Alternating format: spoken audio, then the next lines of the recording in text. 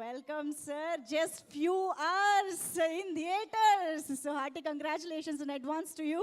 So yes.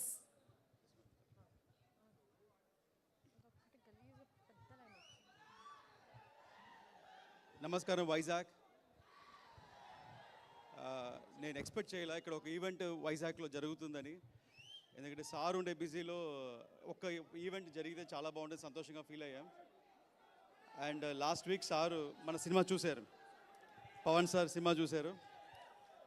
చూసిన తర్వాత ఇమ్మీడియట్గా నెక్స్ట్ డే మనం ఎవరు గెస్ట్ చేయలేం, సారు స్పార్క్ కానీ ఆయన ఫాస్ట్ కానీ వెంటనే ప్రెస్ మీట్ పెట్టారు, ఒక ఈవెంట్ పెట్టారు, వైజాగ్లో ఒక ఈవెంట్ చేయాలన్నారు. మిమ్మల్ని కలిసి ఆపర్చునిటీ దొరికింది. హలో, ఓకేనా? నేను చెప్పిన lines one more. So hello hello testing, okay good. మొన్నసారి ఈ మధ్య 3 days బ్యాక్ 4 days బ్యాక్ మన సినిమా చూశారు, హరిహర వీరమల్లు. చూసిన తర్వాత సార్కి ఒక చిన్న ఎనర్జీ పాస్ అయింది. నెక్స్ట్ డే ఇమీడియట్గా సార్ ప్రెస్ మీట్ పెట్టారు. దాని తర్వాత ఇంకో ఈవెంట్ పెట్టారు. ఆ ఈవెంట్లో నేను వైజాగ్ వస్తున్నాను, ఈవెంట్ చేస్తున్నాను అని చెప్పారు. ఎందుకంటే ముందుగా ప్రీ రిలీజ్ ఈవెంట్ ఇక్కడే ప్లాన్ చేసాము. ఆ రోజు ఇక్కడ వర్షాలు ఉన్నాయి కారణంగా మళ్ళీ దాన్ని హైదరాబాద్కి మార్చాము. మళ్ళీ ఎందుకో తెలియదు, పర్వాలేదు మనం అనుకున్న వైజాగ్లో చేసే తీరాలని మళ్ళీ పెట్టారు సార్. ప్రతి సినిమాకి ఒక్క ప్రీ రిలీజ్ ఈవెంట్ ఉంటుంది, కానీ ఈ పిక్చర్కి నాకు 2 ఈవెంట్స్ దొరికింది. Thank you sir, Pawan sir.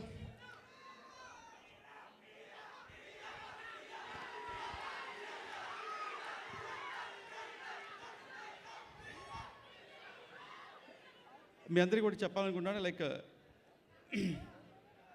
ఫస్ట్గా ముందు నేను సారథి గురించి చెప్పేదానికి ముందు ఈ సినిమాలో పనిచేసిన టెక్నీషియన్ గురించి చెప్పాలి.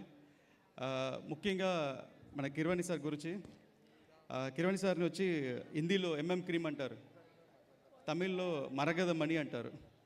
కానీ నిజంగా ఆయన ఒక సంగీతాల కానీ ఆయన మ్యూజిక్ ఒక సముద్రం లాంటిది. అమావాస్య రోజు అల్లలు కూడా కామ్గా ఉంటాయి, కానీ ఆయన మెలోడీస్ కామ్గా ఉంటాయి, మనకి వినిపిస్తూనే ఉంటుంది. అండ్ సార్ థ్యాంక్స్ సార్, మీతో వర్క్ చేసే ఆపర్చునిటీ దొరికింది. మీతో కొలాబరేట్ అయ్యేదానికి నాకు ఒక చిన్న ఫియర్ ఉండింది బిగినింగ్లో. ఎలాగూ నేను మీకు సిచ్యువేషన్ చెప్పి ఎలా మ్యూజిక్ చేయించుకోవాలి ఒక ఐడియా బ్లాంక్గా నేను. బట్ మీరు నాకు కంఫర్ట్ జోన్ ఇచ్చి నాకు సపోర్ట్ చేశారు. బట్ మన లోపల ఉండే ఇన్సిడెంట్ ఇప్పుడు షేర్ చేయాలనుకుంటున్నాను సార్. ఒకరోజు it was heart touching moment. ఆ రోజు incident it's biggest heart touching moment sir. Sir ఏం చేశారంటే లాస్ట్ ఒక 4 months బ్యాక్ సార్ కలిసినప్పుడు, ఇప్పుడే మీ బాబాయిని కలిసానన్నారు. బాబాయ్ అంటే మా దయాకర్ గారు ప్రొడ్యూసర్ సినిమాకి. నేను ఒక మాట చెప్పి నీకు చెప్పారా అని అడిగారు. ఏంటి సార్ అన్నాను. ఇది అందరు చేయరు, ప్రతి ఒక్కరు ఎలా చేస్తారంటే ఒక పెద్ద సినిమా చేస్తే మ్యూజిక్ ఎలా చేయాలి, నాకు ఇంత ఆర్కెస్ట్రా కావాలి, నాకు ఇన్ని వైలెన్స్ కావాలి, ఇలా చేయాలంటారు. నేను సార్ అలా ఏదో చెప్పబోతున్నాను అనుకున్నాను, కానీ సార్ రివర్స్లో నేను పర్సనల్గా కలిసి నాకు వచ్చేదానిలో ఒక అమౌంట్ వద్దని అన్నారు. నేను షాక్ అయ్యాను సార్ని. ఎందుకు సార్ అన్నాను. లేదు జ్యోతి, లైక్ ఒక మ్యూజిషియన్కి నాకు కావాల్సింది ఒక సాటిస్ఫాక్షన్, డబ్బు కాదు, ఇట్స్ జస్ట్ సాటిస్ఫాక్షన్. మా మ్యూజిక్ పాడాలి అనుకుంటున్నాను, అది నీలో కుదిరింది అన్నారు. It was heart touching moment sir. I was very happy. నేను ఈ సినిమా ద్వారా మీరు ఇచ్చిన మ్యూజిక్కి నేను కరెక్ట్గా విజువల్స్ ఇచ్చి అందించానని నేను గర్వంగా ఫీల్ అవుతున్నాను. అండ్ ఎవ్రీ సెకండ్ నాకు బ్యాక్గ్రౌండ్ స్కోర్కి సపోర్ట్ చేశారు. ఆల్మోస్ట్ సార్ 60 days ఈ సినిమాకి బ్యాక్గ్రౌండ్ స్కోర్ చేశారు, 60 రోజులు. ఆయన ఉండే బిజీ షెడ్యూల్లో పెద్ద సినిమాని కూడా మేనేజ్ చేస్తూ ఈ సినిమాని మేనేజ్ చేసి ఒక క్లైమాక్స్ మట్టుకు ఒక 12 days చేసి ఉంటారు సారు. అది మీరు ఈరోజు స్క్రీన్ మీద చూడబోతున్నారు. అలాగే ఈ సినిమా గురించి మాట్లాడాలంటే, నేను జాయిన్ అయినప్పటి సినిమాల ముందు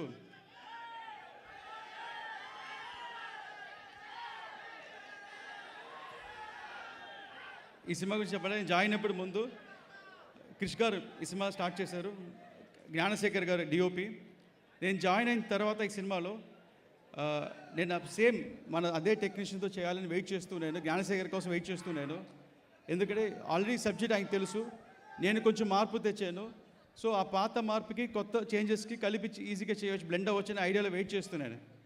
ఒక్కరోజు 2 months తర్వాత జ్ఞానశేఖర్ చెప్పారు నాతో, ఇలాగ జ్యోతి నువ్వు ఒక ఫ్రెష్నెస్గా చేస్తున్నావు, ఒక కొత్త యాంగిల్లో తీసుకెళ్తున్నావు, మేము ఏం చేసినా అదే ఫీల్డ్లో ఉంటుంది, సో నీకు కొత్త టెక్నీషియన్స్ కావాలన్నారు.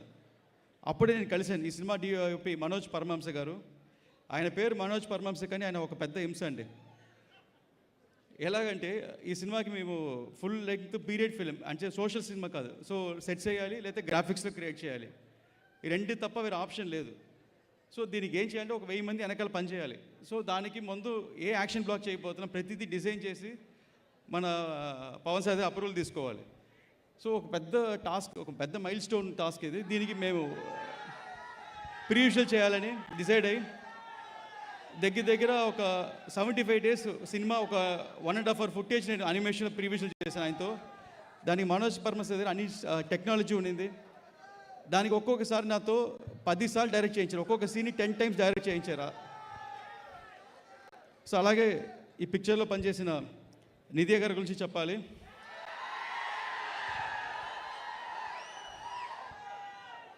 అండ్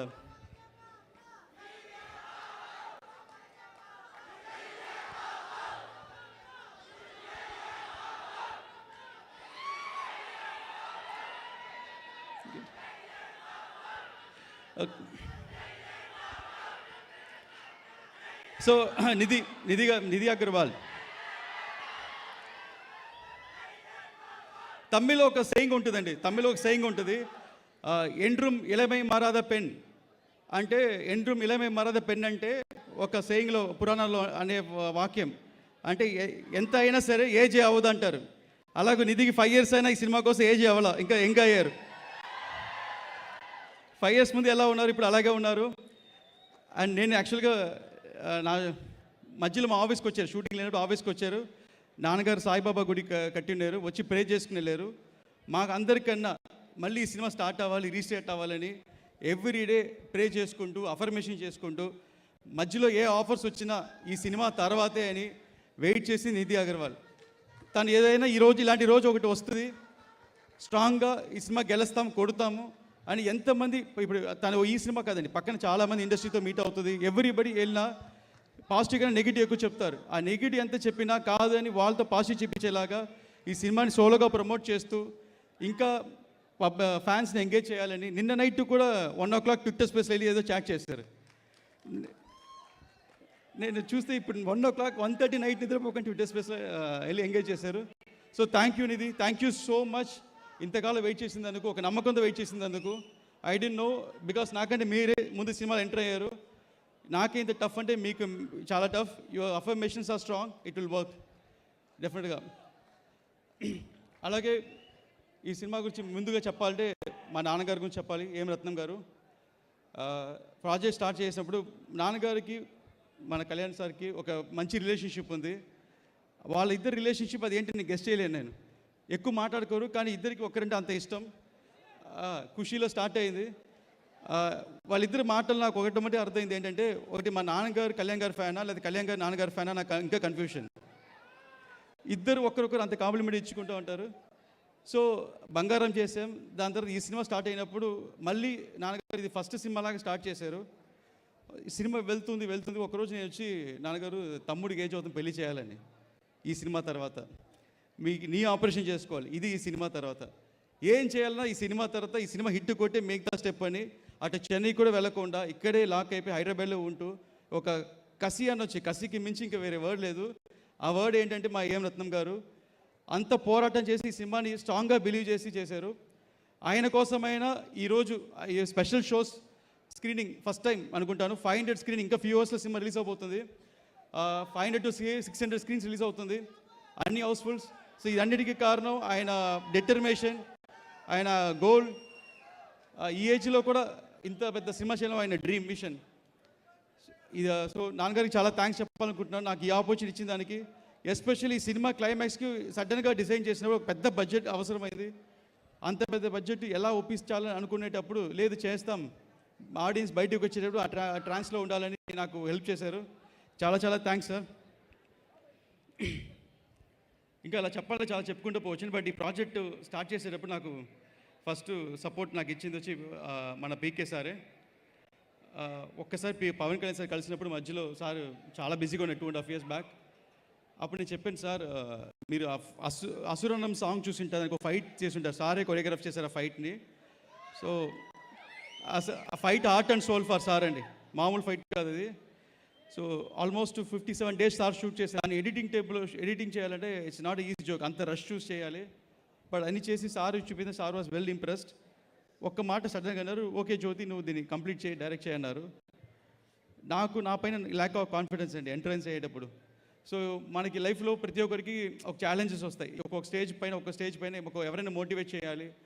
లైక్ ఎలా చెప్పాలంటే మనకి మన పైన నమ్మకం లేకుండా ఇది మనం చేయగలుగుతామనే క్వశ్చన్స్ అన్నీ ఉంటాయి. సో ఆ టైంలో నాలో ఏం చూసారో తెలియదు పవన్ సారు, నువ్వు చేయాలి, నేను నిన్ను నమ్ముతున్నాను అన్నారు.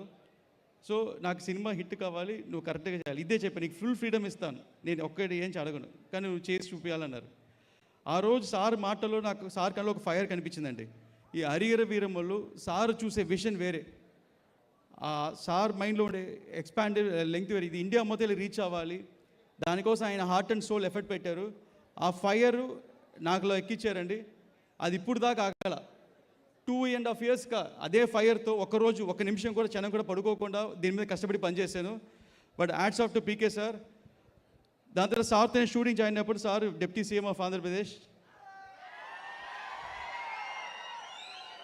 సో ఆల్రెడీ సార్ ఒక పెద్ద స్టార్ ఎలా హ్యాండిల్ చేస్తాం అనుకునేటప్పుడు సార్ నేను కలిసాను, విజయవాడలో కలిసి, సార్ ఇలాగ మీరు ఒక పెద్ద జర్నీలో ఉన్నారు సార్, ఈ టైంలో వచ్చి డేట్ అడగడం చాలా తప్పు సార్ నాది, బట్ నాకు మీ ఆఫీస్ టైమ్స్లో ఒక 2 hours అడ్జస్ట్ చేయండి ప్లీజ్ అని రిక్వెస్ట్ చేసినప్పుడు సార్ ఓకే అని మీ అందరూ ప్లాన్ చేసి విత్ సార్ పర్మిషన్ అక్కడ పక్కన ఒక షెడ్లో షూటింగ్ స్టార్ట్ చేసినప్పుడు నాకు ప్రతి సెకండ్ సార్ వచ్చి వెళ్ళేటప్పుడు నా మైండ్లో ఒక గిల్టీగా ఉండేది ఏంటంటే, ఆయన టైం ఆయనది కాదు, సార్ టైం మొత్తం పబ్లిక్ టైం, సార్ ఒక పబ్లిక్ సర్వెంట్, ఆ టైం మన కోసం ఇస్తున్నారు.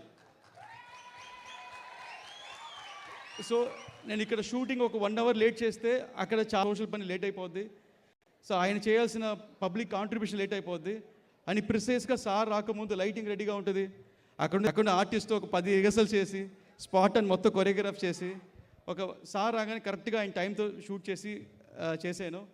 So I'm very happy with that. దీంట్లో ఒక 2-3 చెప్పినాను, మళ్ళీ చెప్తున్నాను. ఇందులో ఒకరోజు ఇన్సిడెంట్ ఏంటంటే, సార్ కరెక్ట్గా 9 అంటే 9కి వచ్చేస్తారు, 9కి అందరు రెడీ ఆర్టిస్టు, సేమ్ మన రఘుబాబు గారు ఇంకో ఆర్టిస్టు సునీల్ ఎవరో 12 o'clock వెళ్ళిపోవాలి డేట్ అండి. So 9 to 11, 12 3 hours shoot. Sir 9కి వచ్చేసారు కానీ షార్ట్కి రాలా. నాకేమో టెన్షన్, వీళ్ళు వెళ్ళిపోతారు ఇంకా ఎలా తీయాలి సీన్ అని. 9:30 అయింది, 9:45 సార్ ఏం చేస్తారని కెరవాలో చూస్తే కొంచెం టైర్డ్గా పడుకున్నారు. ఆయన టైర్డ్గా ఉన్నా నేను పక్కన నిల్చుని సార్ అన్నాను, లేచి చూసారు, ఆ టైర్లో కూడా వచ్చి నాకు సీన్ ఫినిష్ చేశారు. వీళ్ళు వెళ్ళిపోయారు, నా ఫోన్ స్విచ్ ఆఫ్లో ఉండింది. 1 o'clock ఆ సార్ వెళ్ళిపోయింది, హ్యాపీ ఫోన్ ఆన్ చేస్తే అప్పుడు అనిపించింది సారు కనకదుర్గమ్మ టెంపుల్లో మార్నింగ్ వెళ్ళి అక్కడ మెట్లని కడిగి తుడిచి వచ్చేటప్పుడు కొంతమంది ప్రాబ్లమ్ని సాల్వ్ చేసి, అండ్ అంతకంటే పెద్ద మూమెంట్ ఏంటంటే సార్ ఆ నవరాత్రులు మొత్తం ఫాస్టింగ్లో ఉన్నారు, ఏం తినకుండా ఫాస్టింగ్లో ఉన్నారు. సో అంత టైంలో పడుకున్నాయి నేను లేపాను, నాకు చాలా గిల్టీగా ఫీల్ అయ్యాను. సో ఆయన మెంటల్ పవర్ ఎవరికి రాదండి, అంత స్ట్రెయిన్ ఎవరికి రాదు. సో అప్పుడు కూడా ఆ రోజు నుంచి మీరు చెప్పాను, నన్ను ప్రెషర్ పెట్టకపోతే ఫుల్ డేట్స్ నాకు ఇవ్వండి అని. అలాగే ఈ సినిమాలో రఘుబాబు గురించి చెప్పాలి. ఈ పిక్చర్కి ఒక సెకండ్ హీరోయిన్ అంటే రఘుబాబు గారు అండి. సినిమా మొత్తం సార్తోనే ట్రావెల్ అవుతూ ఉంటారు, ప్రతి దగ్గర ఒక పంచ్లు, హ్యూమర్ డైలాగ్స్.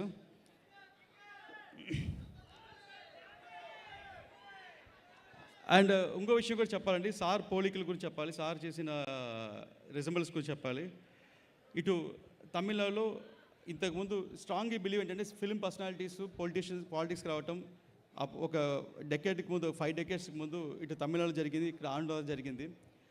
ఈ పిక్చర్లో అప్పుడు నేను రైటింగ్ స్టార్ట్ చేసినప్పుడు నాకు పెద్ద ఇన్స్పిరేషన్ వచ్చి ఎంజీఆర్ అండి, ఎంజీ రామచంద్ర ఎంజీఆర్. అక్కడ తమిళనాడు స్టేట్ సీఎం, ఆయన పాలిటిక్స్కి వచ్చి సీఎం అయిన తర్వాత కూడా ఆయన డైరెక్ట్ చేసి సినిమాలు చేశారు. కానీ ఆయన సినిమాలన్నీ ఫోక్ సినిమాలు, నాడోడి మన్నన్, ఆయిరతిల్ ఓర్వన్, దాని తర్వాత ఎంగ విట్టిపిల్లై అని పెద్ద హిట్స్ ఇచ్చారు. ఆయన్ని ఆ టైం కాదు ఇప్పుడైనా సరే ఆయన దేవుడు అంటారు, ఎంజీఆర్ని ఒక దేవుడు అంటారు. ఎందుకంటే ఆయనతో పనిచేసిన వాళ్ళు, ఆయన వల్ల బాగా ఉండిన వాళ్ళు ఇప్పుడు కలిసినప్పుడు పెద్ద పెద్ద ఆర్టీఓస్, జడ్జెస్ వాళ్ళందరూ కొన్ని రకరకాల స్టోరీలు చెప్తారు. ఏంటంటే ఆయనకి ఎవరైనా ఎదురు వెళితే వాళ్ళు ఏ అడుగుతారో బ్లెస్సింగ్స్ లాగా ఇచ్చేస్తారు. సో ఆయనకి పిల్లలు లేరు, బట్ ఆయన మొత్తం తమిళనాడు స్టేట్ని ఆయన సొంత పిల్లలాగా ఓన్ చేసుకొని ఒక డెకేడ్ రూల్ చేశారు. సో అలాగే సేమ్ పోలికలు సార్తో చూసింది అంటే ఇంకొక స్టెప్ పైకి వెళ్ళి ఎదురు కాదు, సార్ ఎదురెళ్ళి హెల్ప్ చేస్తారు అందరికీ. సో సో మన ప్రాబ్లం ఆయన ప్రాబ్లం అనుకుంటారు. నాకు ఆపర్చునిటీ ఇచ్చినప్పుడు నాకు అనిపించింది ఏంటంటే, నాకు ఎంత టాలెంట్ ఉన్నా లేకపోయినా సార్ అని నమ్మారు. సరే నేను ఉన్నాను, చూసుకుంటాను. నేను స్క్రీన్ మీద వస్తే మన ఫ్యాన్స్కి నచ్చుతుంది, ఇంకా అంత మెంటల్ ఇది. దానికోసం fight skills and physical strain. ఇటు షూటింగ్ స్పాట్కి వచ్చిన తర్వాత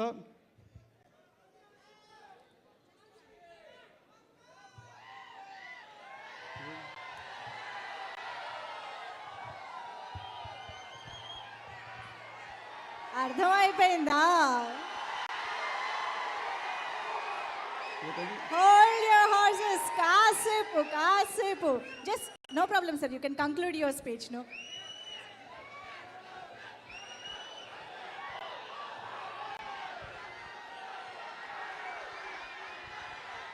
ఈ స్టేట్కి రాకూడదని సార్ ఆపారు. మన ఆంధ్రని ఆపగలుగుతామా? ఆపలేం. అలాగే ఈ సినిమాలో సార్ ప్రతి మూమెంట్, ప్రతి యాక్షను మీరందరూ స్కోర్ చేస్తారు. సినిమా థియేటర్లో Yes, sir. Deputy Chief Minister of Andhra Pradesh, Power Star, Sri Konidala Pawan Kalyan Gargi, heartiest welcome. ధర్మాన్ని రక్షించే హరిహర వీర మల్లు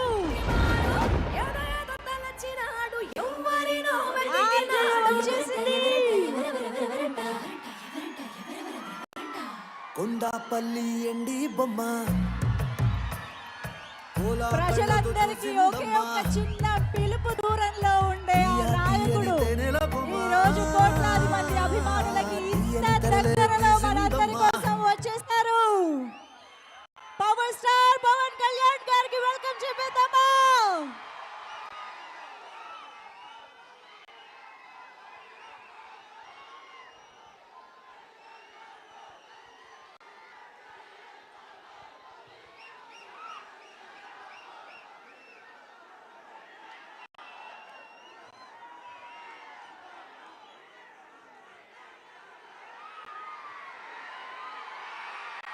ఎస్, మనందరం ఎంతో అభిమానించే వెండి తెరపై వీరుడు, ప్రజల గుండెల్లో దేవుడు, power star, the deputy chief minister of Andhra Pradesh Shri Pawan Kalyan గారికి స్వాగతం, సుస్వాగతం.